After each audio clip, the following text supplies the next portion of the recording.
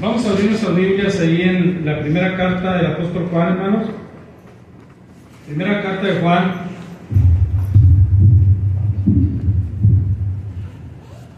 Queda un poco diferente el sonido de las bocinas, ¿verdad? Después del domingo. Primera de Juan, capítulo 2.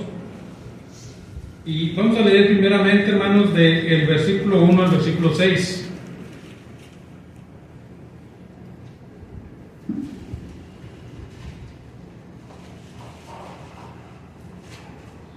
Primera de Juan, capítulo 2, versículos del 1 al 6. Dice la Escritura, hermanos: hijitos míos, estas cosas os escribo para que no pequéis. Y si alguno hubiere pecado, abogado tenemos para con el Padre, a Jesucristo el justo. Él es la propiciación por nuestros pecados, y no solamente por los nuestros, sino también por los de todo el mundo. Y en esto sabemos que nosotros le conocemos, si guardamos sus mandamientos. El que dice, yo le conozco, y no guarda sus mandamientos, el tal es mentiroso, y la verdad no está en él. Pero el que guarda su palabra, en este verdaderamente el amor de Dios se ha perfeccionado. Por esto sabemos que estamos en él. Y el que dice que permanece en él, debe andar como él anduvo.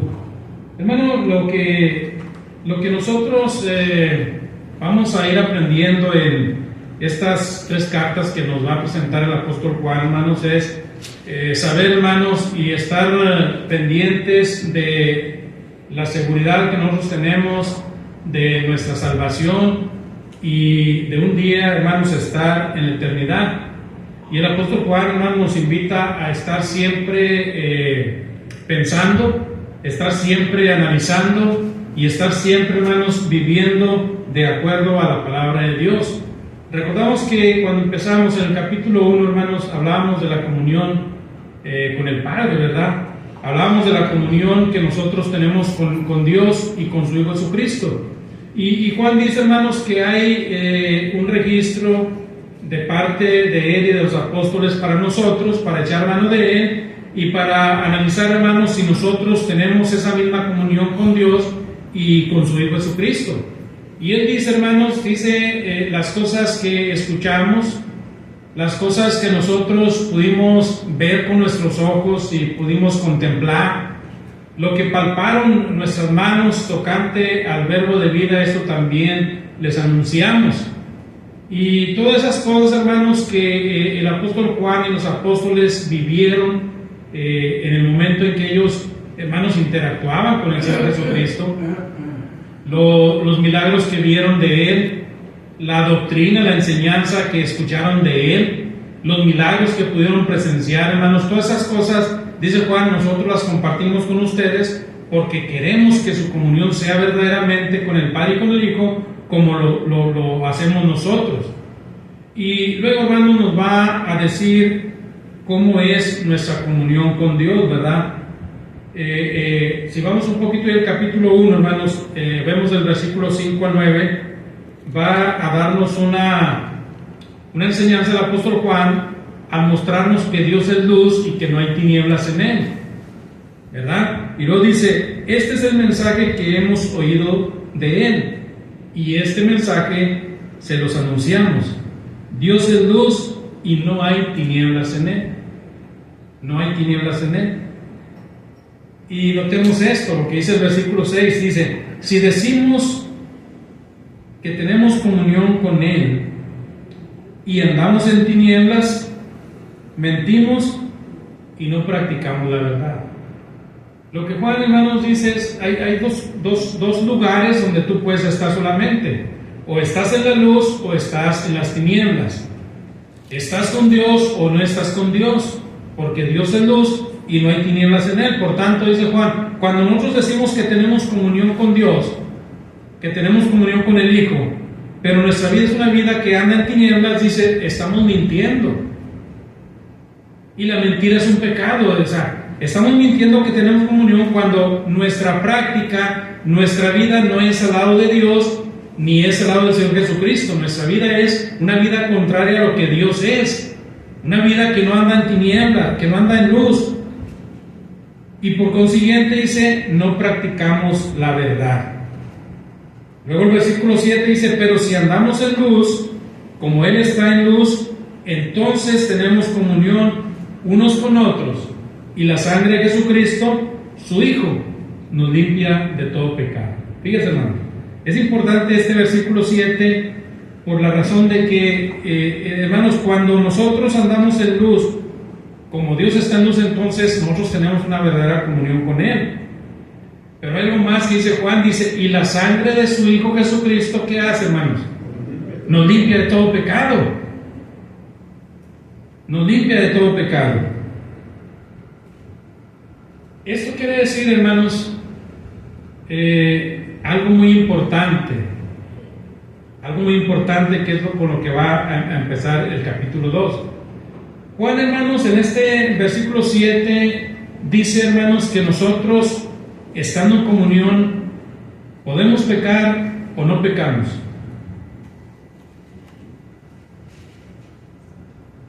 Según el versículo 7. Sí podemos pecar, ¿verdad? Podemos pecar porque dice, tenemos comunión unos con otros, dice, y la sangre de Jesucristo nos limpia de todo pecado. Si decimos que no tenemos pecado, nos engañamos a nosotros mismos y la verdad no está en nosotros. Hermanos, hasta ahí nada más. Hasta ahí nada más. O sea, es muy práctico, es muy sencillo lo que Juan nos dice, ¿verdad? O sea, nuestra comunión con Dios va a reflejar, hermanos, va a reflejar en obras la vida cotidiana que nosotros llevamos. La vida cotidiana que nosotros llevamos. Pero, a ver si puedo poner esto.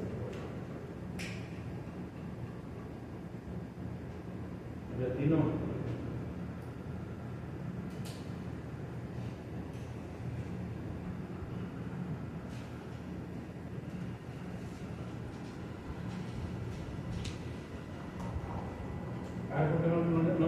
No veo.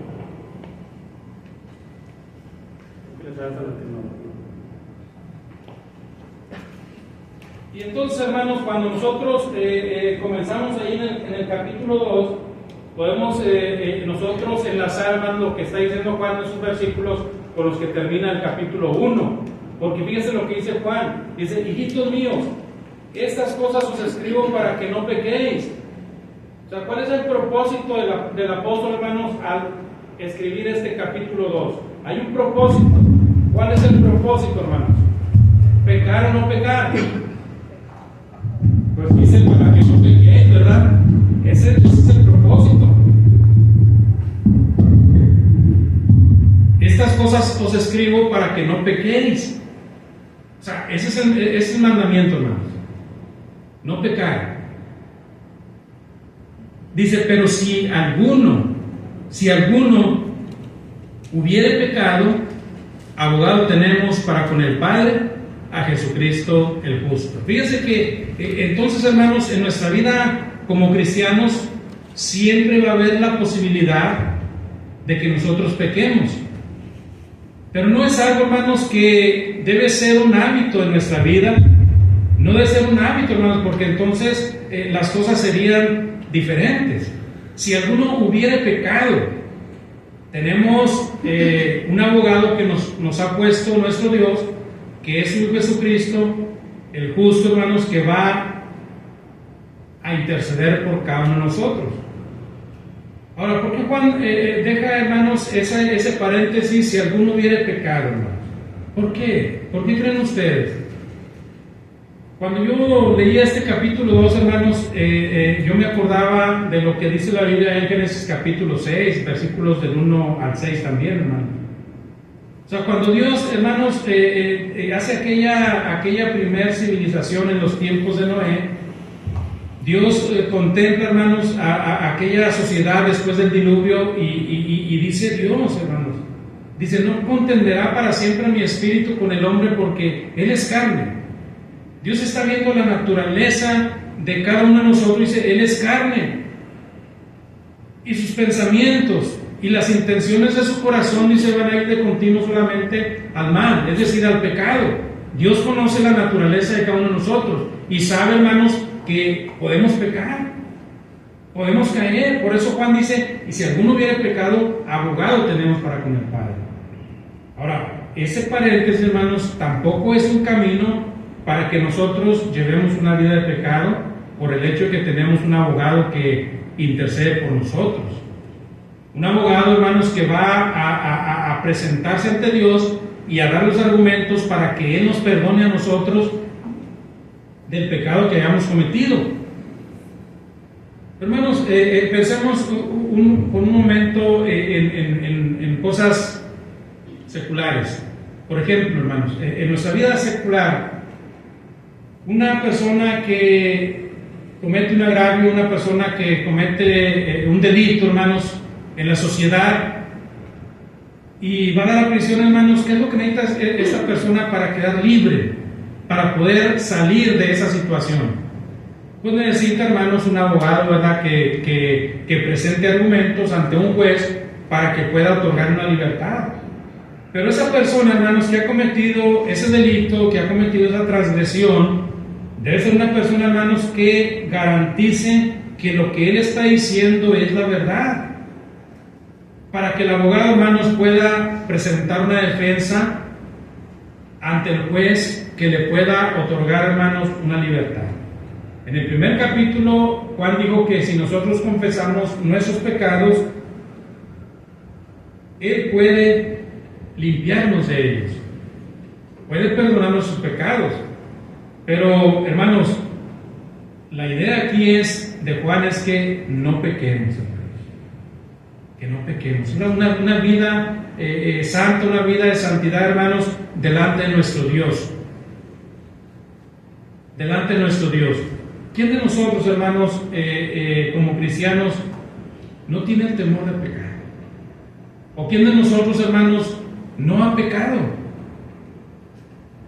Yo creo, y bueno, yo voy a hablar por mí, ¿verdad? Porque yo no llevo su vida, yo no veo su vida, pero voy a hablar por mí, hermanos. Cuando pecamos, ¿por qué lo hacemos? ¿Y en qué momento, hermanos, es más propicio de que seamos débiles y podamos sucumbir al pecado? Pero también, hermanos, estamos conscientes de que cuando nosotros le fallamos a Dios, nuestra mente está, hermanos, estamos nosotros faltándole a Dios, le estamos faltando al respeto, hermanos, y entonces nosotros nos ponemos delante de Dios en oración, hermanos, y vemos nuestra pequeñez como hombres y vemos la grandeza de Dios y decimos, ¿quién soy yo para faltarle de esa manera a Dios? ¿Quién soy yo para agredir a Dios? ¿Quién soy yo para pisotear la sangre del Señor? ¿Quién soy yo para faltarle a ese regalo, esa propiciación, ese sacrificio que Dios mostró para perdonarnos? ¿Por qué? ¿Por qué hacerlo, verdad? Entonces, por eso Juan dice, vamos a vivir una vida sin pecado. Y luego en el versículo 2 dice, y Él, hablando del Señor Jesucristo, dice, Él es la propiciación, es decir, es el sacrificio que se ofreció para perdonarnos de nuestros pecados, y no solamente los pecados de nosotros, sino los de todo el mundo, de todo aquel que quiera venir a ser perdonado por el Señor Jesucristo. Fue un sacrificio único, fue un sacrificio, de modo que dijo Juan, ¿verdad? En el capítulo 3 dice que todo aquel que en Él cree no se pierda, sino que tenga vida eterna. Esa es la propiciación por todos los pecados de nosotros y de todo el mundo. Dice, y en esto sabemos que nosotros le conocemos si guardamos sus mandamientos. O sea, no hay otra manera, hermanos, en que nosotros podamos decir, conocemos a Dios, conocemos a su Hijo, si no andamos de la manera en que Cristo anduvo, si no guardamos sus mandamientos. La única manera de poder nosotros como cristianos decir, conocemos a Dios, conocemos a su Hijo, tenemos comunión con ambos, es cuando nosotros, dice Juan, es una declaración de Juan, dice, cuando nosotros guardamos sus mandamientos entonces le conocemos. Entonces le conocemos. ¿Para qué son los mandamientos, hermanos? ¿Para qué Dios le dio mandamientos al pueblo de Israel cuando los sacó de Egipto? ¿Para que anduvieran solamente vagando en el desierto? ¿Para que fueran contradictorios a nuestro Dios?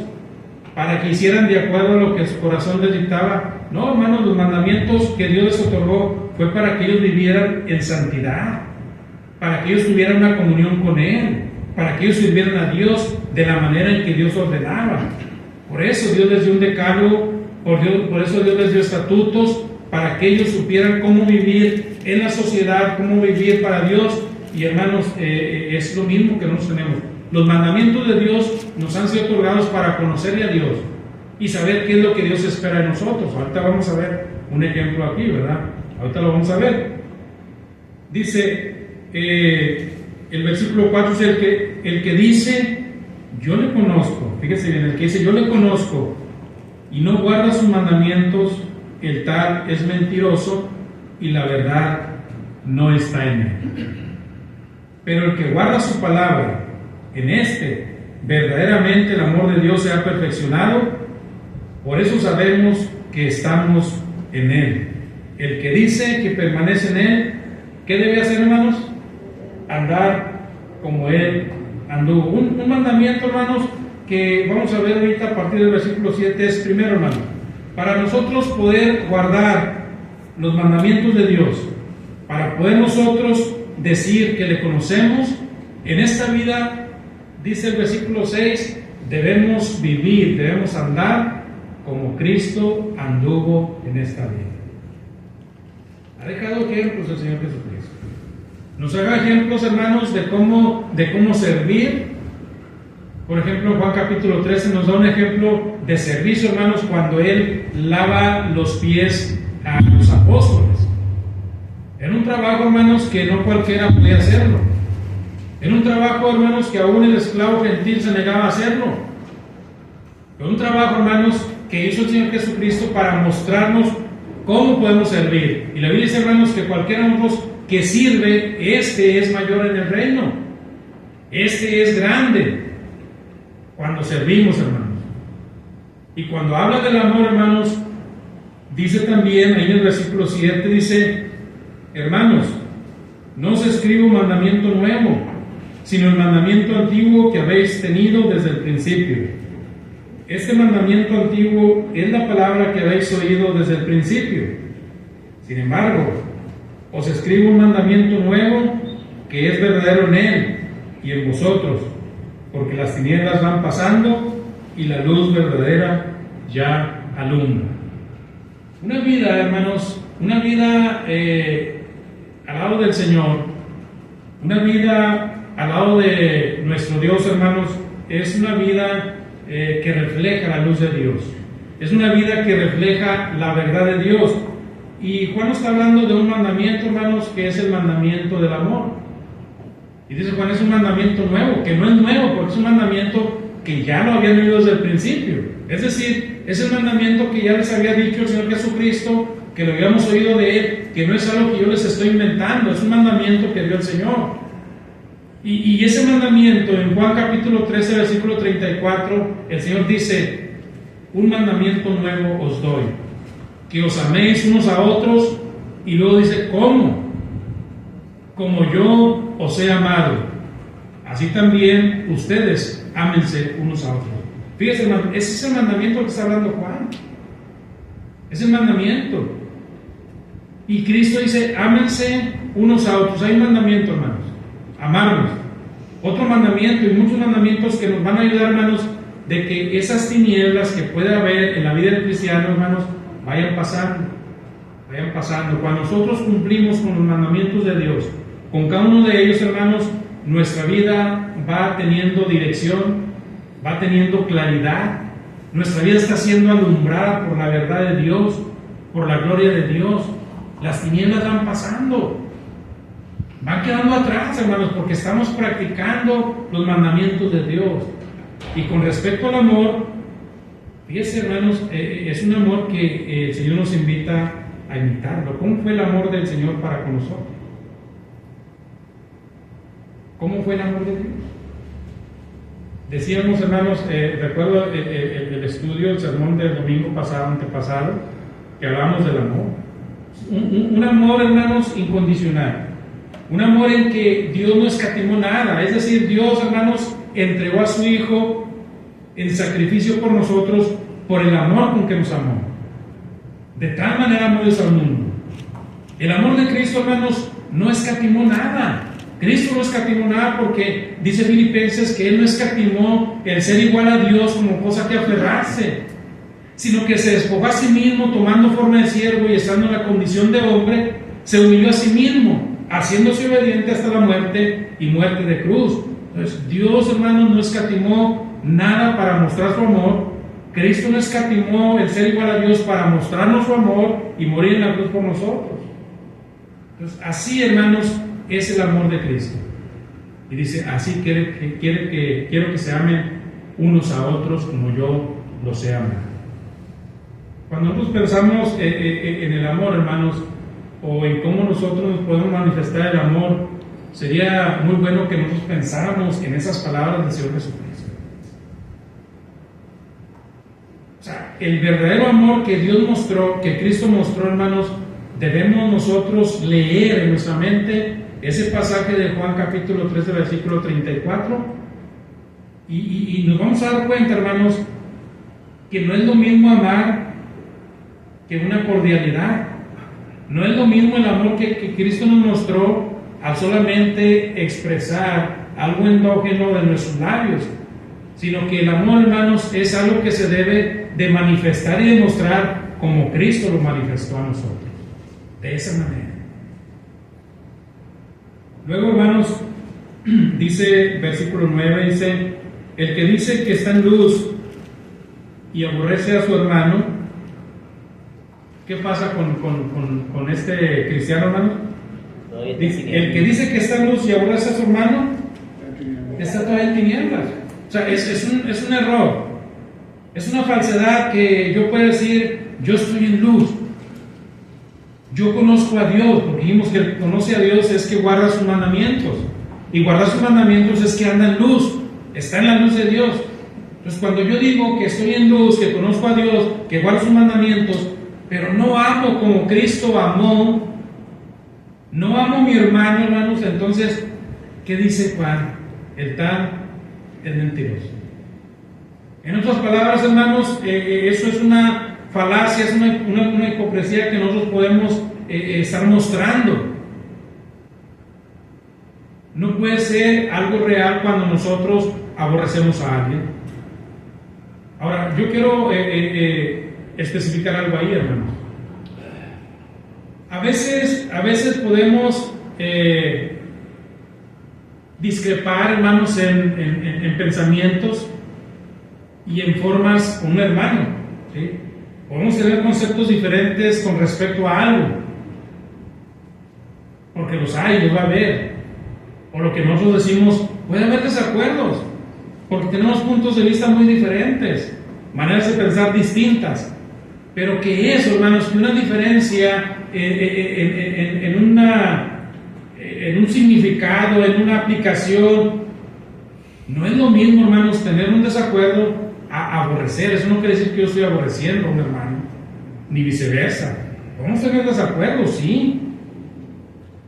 Podemos tener conceptos diferentes, sí los podemos tener. Pero eso, hermanos, no va a llegar a que haya un aborrecimiento entre nosotros. ¿Sí me explico, hermanos? Podemos tener diferencias, hermanos, pero sin que lleguemos a aborrecernos. Porque el que aborrece al hermano, el tal es un homicida, dice la palabra. Ha pasado ocasiones, por ejemplo, en la pintura, hermano.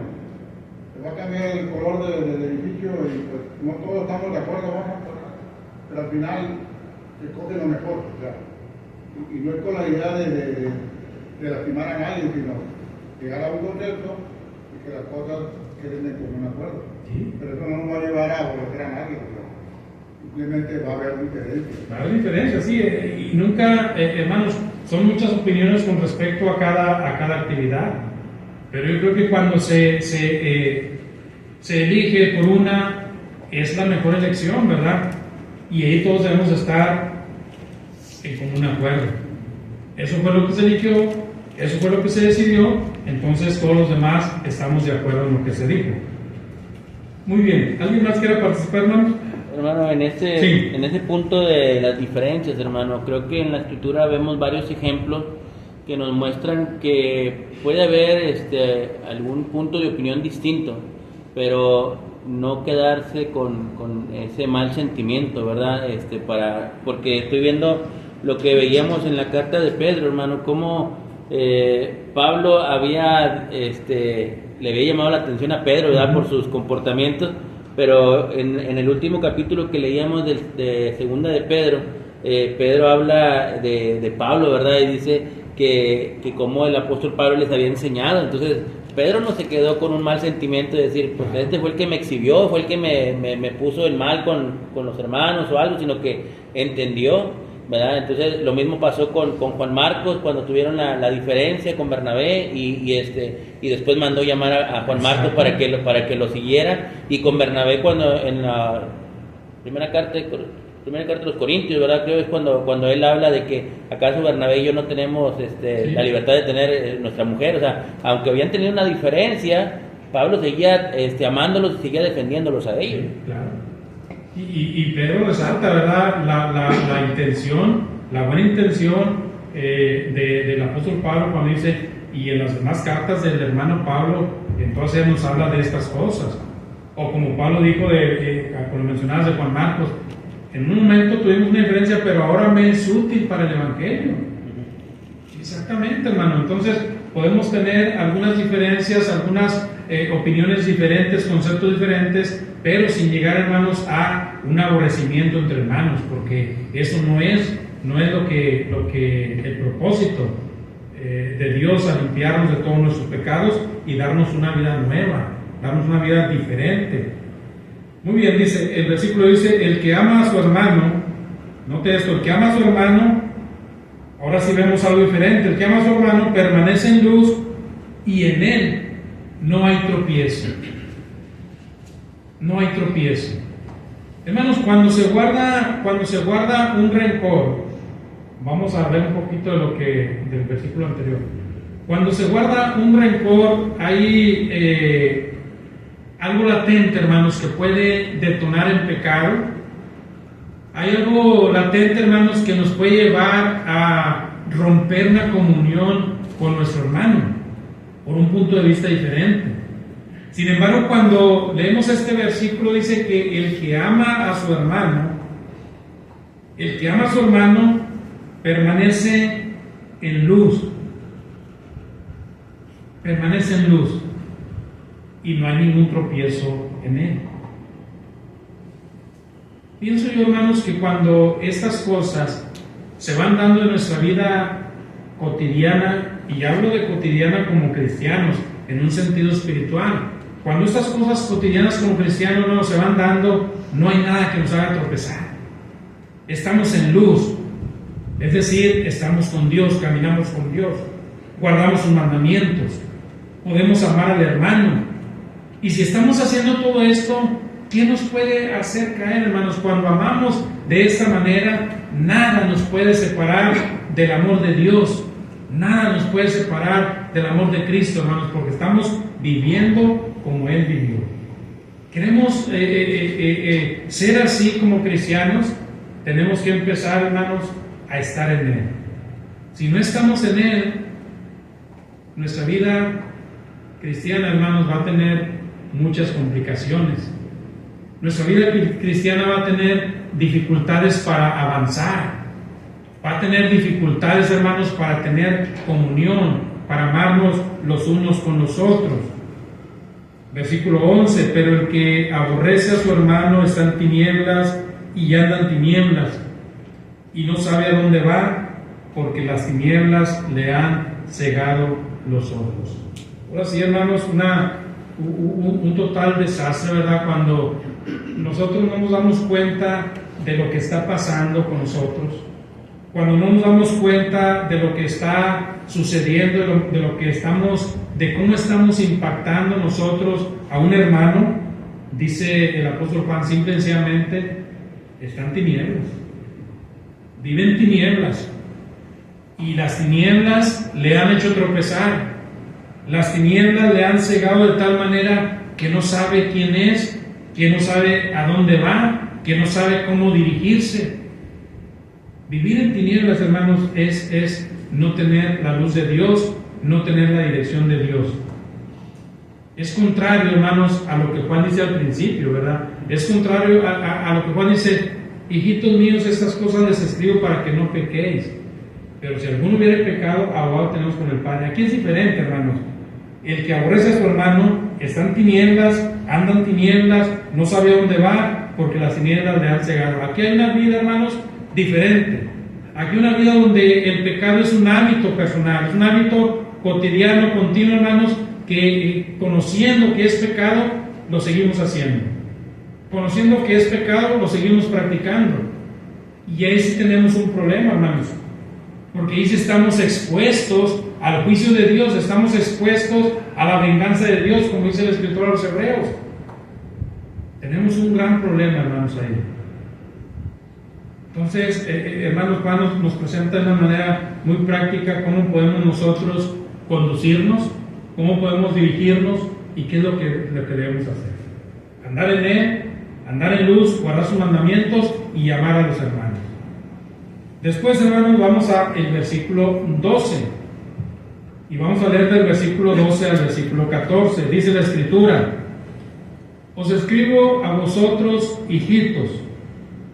Y en este versículo yo circulé la palabra hijitos.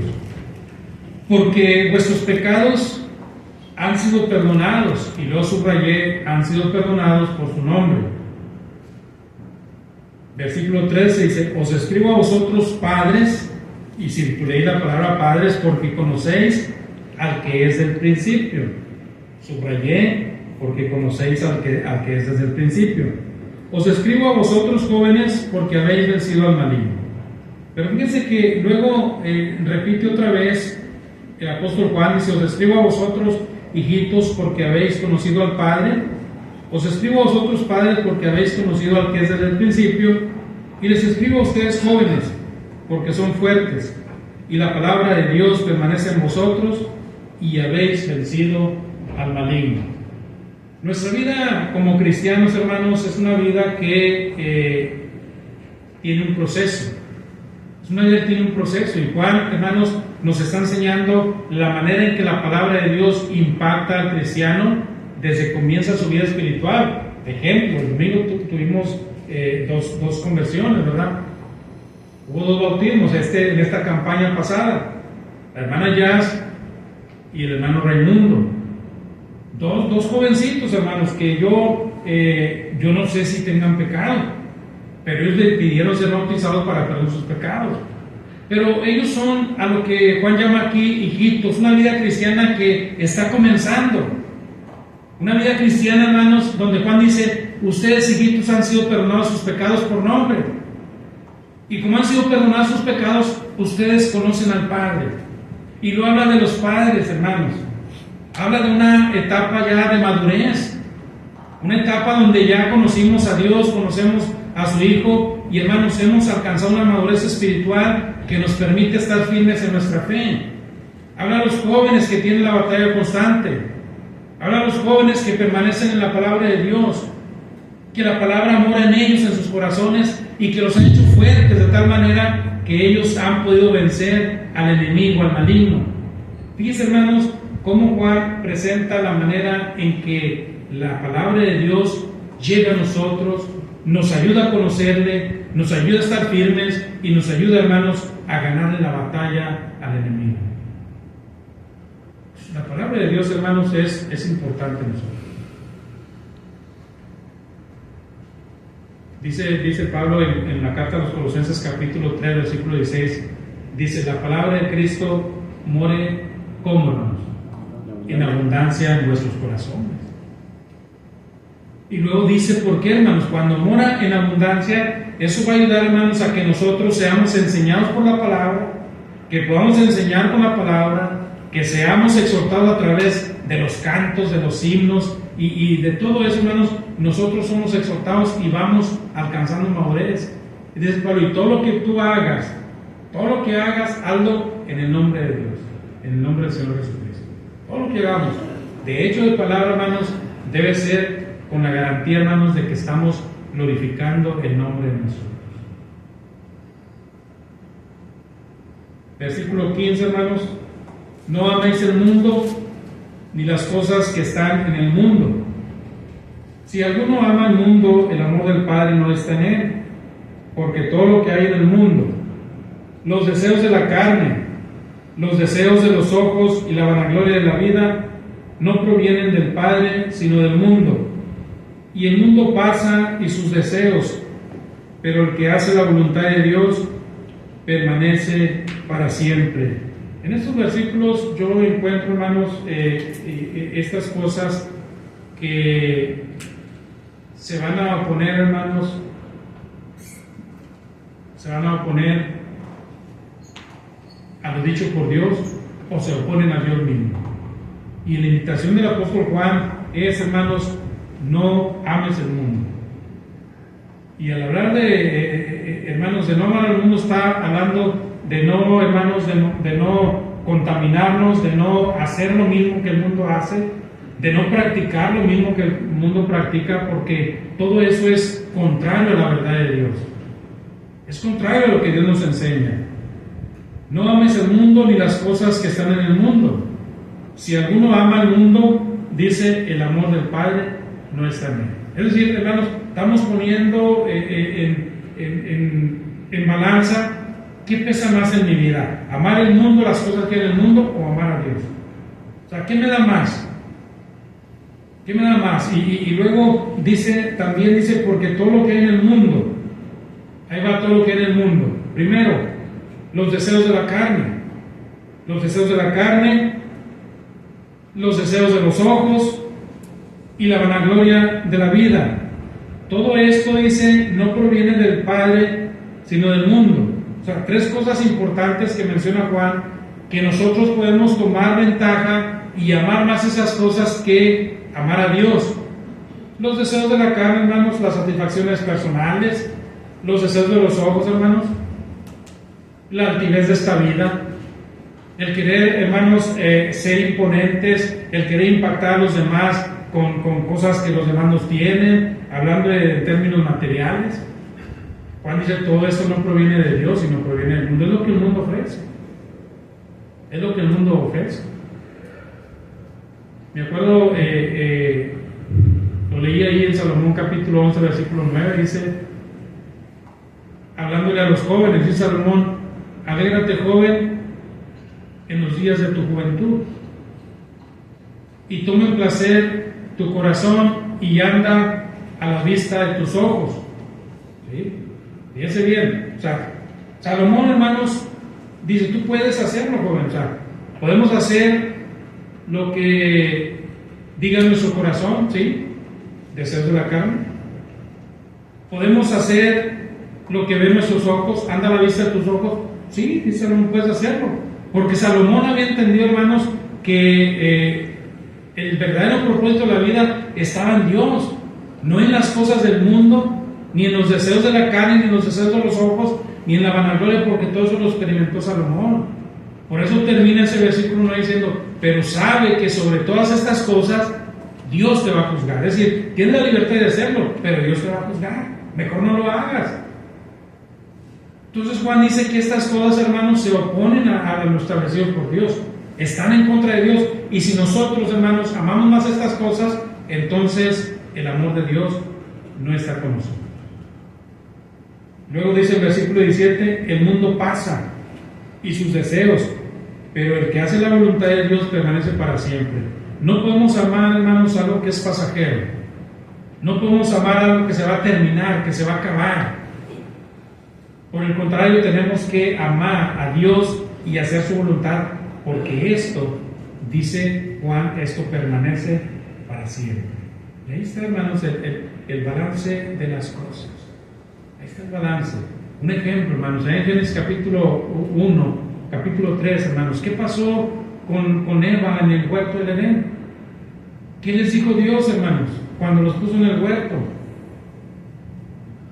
De todo árbol pueden comer, O sea, aquí tienen árboles para que coman de todos, pero del árbol que está en medio del huerto, de ese no van a comer, porque el día que de él coman, ciertamente van a morir. ¿Y qué pasa, hermanos, cuando Eva ve aquel fruto agradable?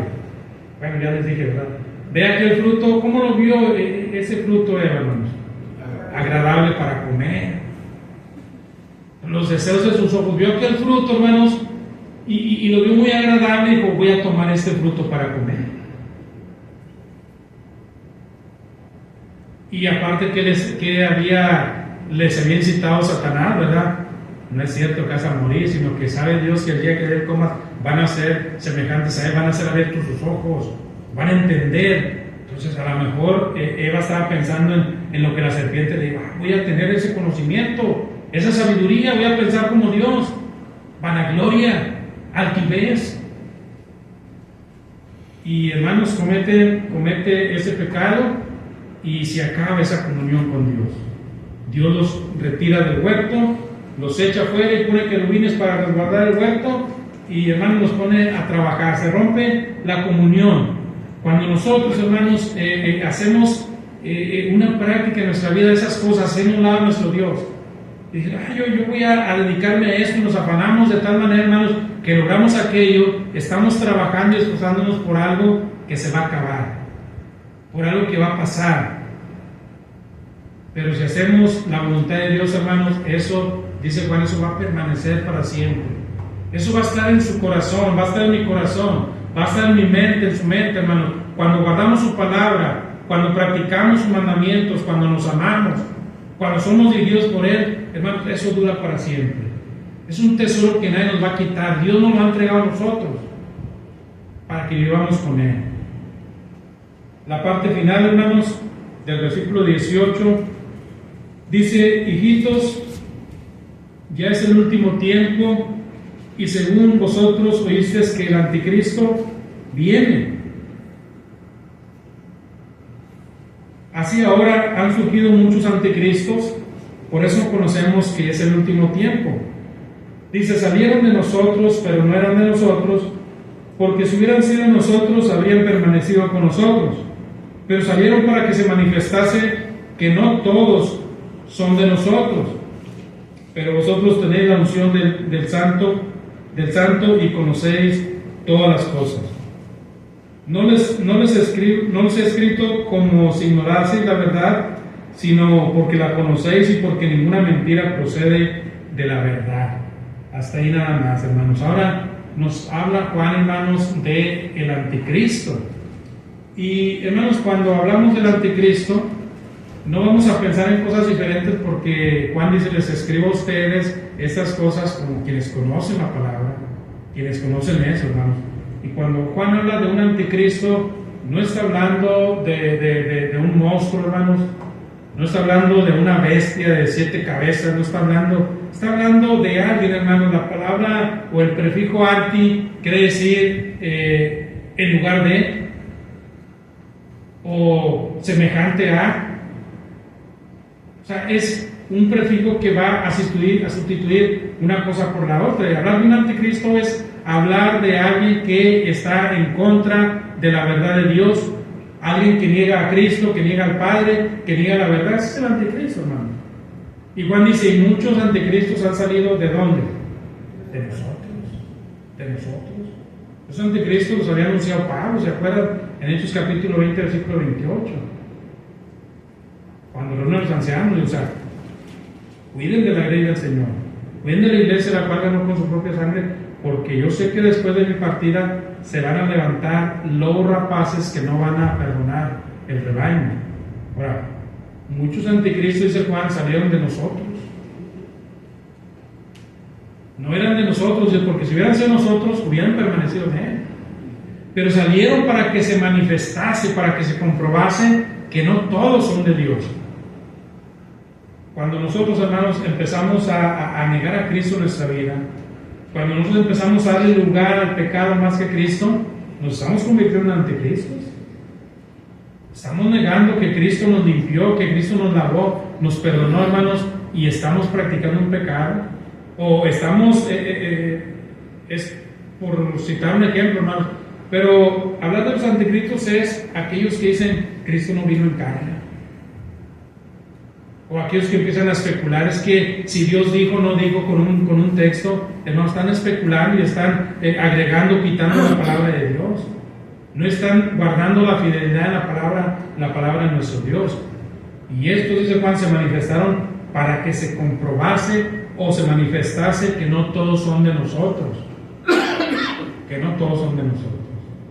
Entonces, hermanos, el concepto del anticristo que podemos escuchar, que podemos a veces prestar atención, hermanos, cómo hay predicadores que se apasionan hablando de un anticristo como algo, bueno, sí es algo terrible, pero hablando de una bestia, hablando de un ser, hermanos, que no se puede describir, pero no, simplemente un anticristo desconoce la verdad de Dios, desconoce que Cristo vino en carne.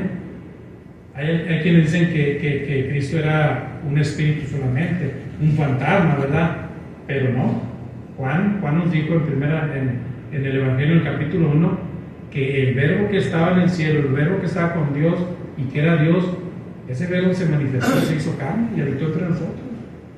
Y ese verbo está hablando Juan del Señor Jesucristo. De tal manera que cuando Cristo, hermanos, predicaba y anunciaba en el Jordán, lo ve Juan el Bautista, es el Cordero de Dios que quita el pecado del mundo. Ese es el concepto, hermanos, del anticristo: negar a Cristo, o negar a Dios, o sustituir por algo que no es verdad. Simplemente, hermanos, hacer a un lado la verdad de nuestro Dios. Dice versículo 23, dice, ahí está, hermanos: todo aquel que niega al Hijo tampoco tiene al Padre. El que confiesa al Hijo tiene también al Padre. Lo que habéis oído desde el principio permanezca en vosotros. Si lo que habéis oído desde el principio permanece en vosotros, también vosotros permanecéis con el Hijo y con el Padre. Y esta es la promesa que Él nos hizo, la vida eterna. Os he escrito esto sobre los que os engañan, pero la unción de vosotros, o que vosotros recibisteis de Él, permanece con ustedes, y no tenéis necesidad de que nadie os enseñe. Así como la unción misma os enseña todas las cosas, y es verdadera, no es mentira, según ella os ha enseñado, permanecer en Él. Y ahora, hijitos, permaneced en Él, para que cuando se manifieste tengamos confianza, para que en su venida no nos alejemos de Él avergonzados. Si sabéis que Él es justo, sabed también que todo el que hace justicia es nacido de Él. Ahora, hermanos, en esta parte final, lo que el apóstol Juan nos enseña, hermanos, que nosotros tenemos la dirección del Espíritu Santo, que nosotros tenemos la dirección de nuestro Dios, y lo que nosotros hemos oído, hermanos, desde el principio, dice Juan, las cosas que nos enseñan a tener comunión con Dios y con su Hijo, dice, hay que permanecer ahí, no hay que movernos de ahí, porque esta es la promesa que Él nos hizo, es la vida eterna. Y si no permanecemos en Dios, y si no permanecemos en Cristo, ¿qué va a pasar con esa vida eterna? ¿Qué va a pasar con esas moradas celestiales que nos ha prometido a nosotros? Las vamos a desechar, hermanos. Vamos a desperdiciar esa promesa de nuestro Dios. Entonces, hermanos, concluyendo, Juan dice, tenemos la dirección de Dios, tenemos la unción del Espíritu con el que somos guiados a toda la verdad. Entonces, ¿por qué nosotros, hermanos, hacernos a un lado? Permanecer siempre en Él, permanecer en la luz, guardar sus mandamientos, amarnos unos a otros, hermanos, y un día vamos a llegar a la eternidad. Que el Señor les bendiga, hermanos. Amén.